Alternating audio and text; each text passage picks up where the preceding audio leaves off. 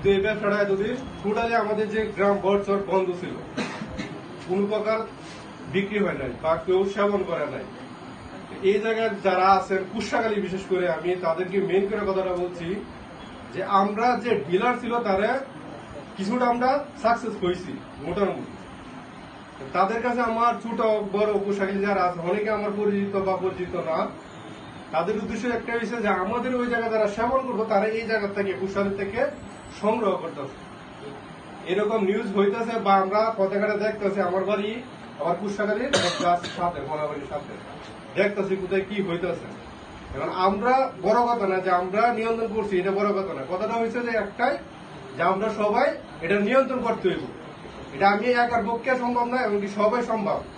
আর এটা ক্ষতিগ্রস্ত হইলে সবাই হইব, আমি একা হবো না। আমি আজকে ইনজুরি হয়েছি, আমি তাদেরকে নিষেধ করা হয়েছে যে আপনারা এটা বিক্রি করেন না। তারপরে যখন বাধা দিছি, গ্রুপ ধরে নিয়ে গেছি, তখন আমার উপরে অ্যাটাক করা হয়েছে। ঠিক আছে, তো এই যে যুব সমাজে যেটা হইতেছে ধ্বংসই হইতেছে। এখন আমরা এটা যতটুকু পারছি ততটুকু করছি। কুশাখালী যারা আছেন আপনাদের যে একটা অনুরোধ, আমরা যেভাবে গেছি উদ্যোগটা আপনারা এভাবেই নেন, তারপরে ধরেন আস্তে আস্তে কাজগুলো সামনে এগিয়ে যান, যাতে আপনারা পিছু যাতে না হন।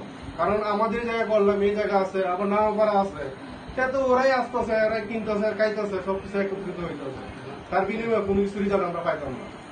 ঠিক আছে, তাই আপনাদের কাছে একটা অনুরোধ যে আপনারা একটু কিছু করেন। আমরা করতেছি, আমরা খুব খাইতে পারছি, শুধু একার জন্য না, তো সবাই তো সেমন করে, কুশালী করে, নাম করে, ওখানে বছরও করে। এমন না যে আমরা একভাবে এটা আমরা শেষ করতে পারবো। তা আপনারা যতটুকু পারেন আজকে বললেন যে আমরা কিছু একটা করবো, এর মধ্যে আমরাও বছরে যারা আছে সবাই অ্যাক্টিভ থাকি গ্রুপে, বা কুশালী কিছু কম আছে, তো সবাই যদি বছরের একটা কিছু করতে যায় কুশালী করতে পারবো না। তা আপনারা যদি যত সম্ভব কিছু একটা করেন তাহলে আমরা আরো একটু উৎসাহিত হব। আমি এই বলে আমার বক্তব্য শেষ করছি। আসসালামু আলাইকুম। কুশাখালী গ্রামকে ধন্যবাদ। আজকের এই আলোচনায় কুশাখালীর মুরব্বীদেরকে আমরা পেলাম, কুশাখালীর তরুণ সমাজ তো বসে আছে এবং তাদের উদ্যোগে আজকের এই আলোচনা সভা। এই জন্য তাদেরকে আসলে অন্তরের অন্তঃস্থল থেকে অসংখ্য অসংখ্য ধন্যবাদ।